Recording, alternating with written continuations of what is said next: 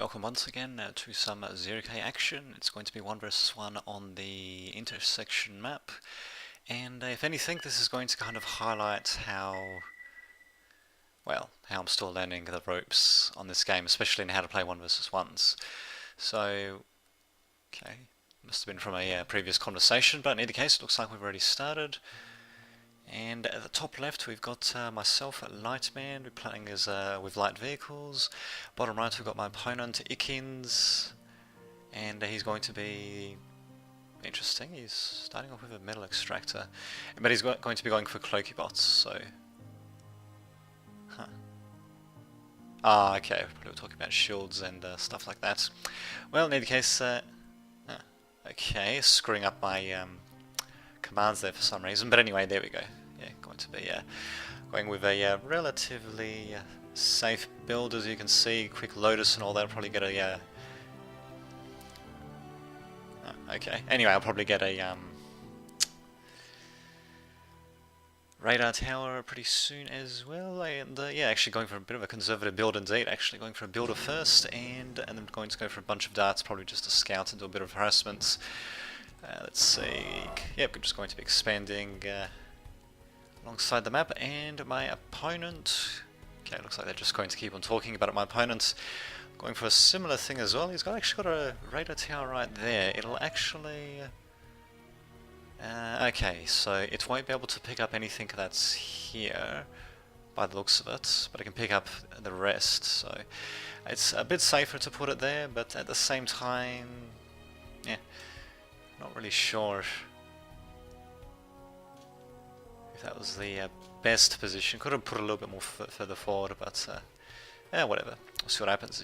As you can see, cloaky bots can actually go up and down that terrain, which means actually that my laser turret, my Lotus, is well, it should just barely be able to get the edges there, due to the way the terrain sort of slopes up like that, but they can sort of go alongside the side like that. We'll see how that works out. So, in any case, got a quick reactor from Ikins, going to be building a quick laser turret, nothing too unexpected there.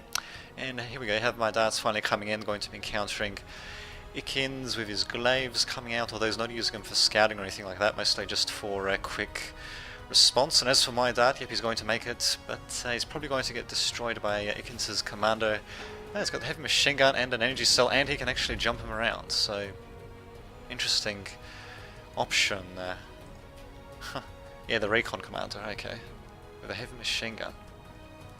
Costs a bit of metal to get that, but well, there we go. He took out my raider unit before I could do too much about it, so sucks. What can he do? Continue to go with darts? Well, one extra dart anyway. Just see, let's have a look. Yeah, relatively even income. I'm getting slightly ahead of my opponent, but we'll see how that works out.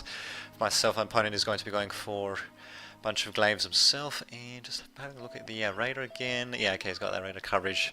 Building my radar in a slightly, well, actually, not in such a great position now that I think of it, because the cloaky bots can just go up this slope. In fact, actually, I don't think vehicles can go up this slope though.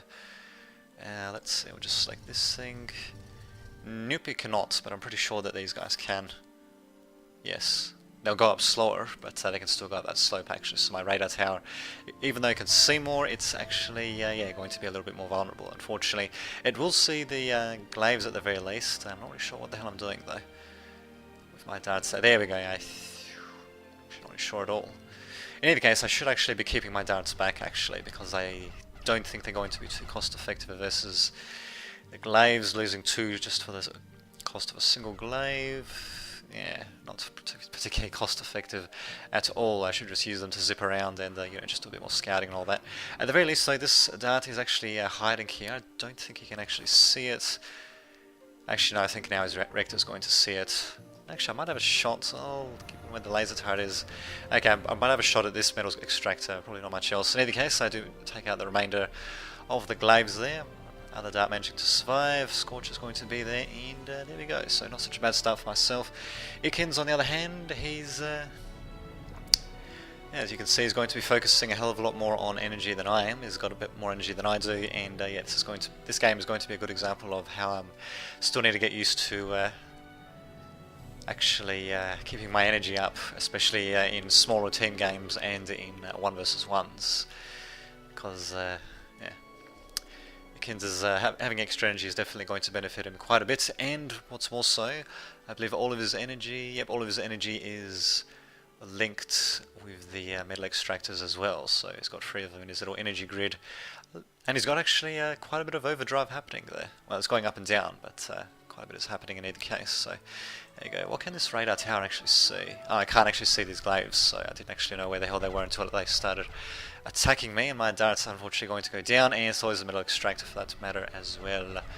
Whoopsie long. What about my support striker? What does he have? The shotgun and the energy cell, so he should be alright to take out these glaives. We'll just have a look at that. In fact, actually, it's going to be a pretty good position. These glaives should get taken out before they can react. Okay. Shotgun not exactly taking him out that quickly, but anyway. Jesus, okay, not getting taken out that quickly at all, and my metal extractor is going to go down actually, so pretty good harassment by my opponent Ikins. And as you can see, his metal income is going to go a bit higher than mine. His energy income on the other hand is way above mine. I've only built a couple of initial solar collectors and no other energy plants, so that's definitely going to screw me over quite a bit, despite the fact that I've got a little bit more map control on the flanks than my opponent does. Yeah, I really needed to just build more freaking energy. If I did that, I would have had a hell of a lot more of a chance of winning this game. I kind of just gave away the ending there, but really, when you see that my opponent has got crap loads more energy than I do, and is distributing it amongst his metal extractors much better than I am, distributing it for 1 metal extractor, well, even though I've got more terrain control than he does overall, it's well, I've actually got Lotuses as well, properly covering more or less actually. Unfortunately though, Cloakies can just walk up there if they want to, actually something I should have taken into account. Yeah, they can walk up here just barely. Not up the purple bit there though. Alright. No problemo. Indeed. Makes as well, but stalls on E. Indeed. Damn it. Well, it's a bit of a learning experience at the very least, and well, it's good to actually be able to look back on this as well, actually. In either case, yeah, actually my control of my units isn't too bad either, actually managing to get these Rockos in a nice little pincer movement. My Scorchers coming in from behind to help take them out, although they're still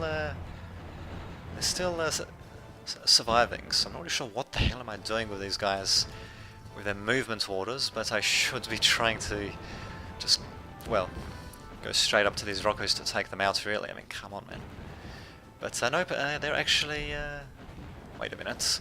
Oh, the terrain is screwing me, of course. Yeah, of course. Yeah, the terrain really screwed me there a bit, actually, but I'm not really sure what I was doing forgetting about them there, especially since my radar is going to be spotting them. My commander should be able to take them out, but overall, yeah, my opponent's metal income is slightly less than mine. The only problem is, though, I'm really badly stalling on energy, and as you can see, I'm actually floating quite a bit of metal as a result, because I just don't have enough energy there at all. I think my commander's probably going to get taken out as well, and really, yeah, my opponent, well, he's actually got quite a few Rectors.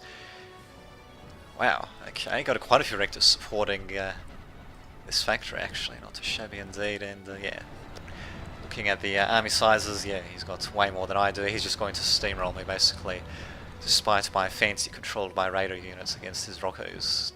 Although, yeah, as you can see, I am definitely trying to send these guys behind, but yeah, against this many skirmisher bots, it's just not going to be able to do enough, really. I mean, so, of course, raiders do normally beat skirmishers, but skirmishers in these numbers versus my rather pitiful amounts of raiders is not going to work out, to say the least. So, whoopsie lonk. Yeah, interesting place to put the Lotus. Ah, okay, to defend from the back as well, most likely.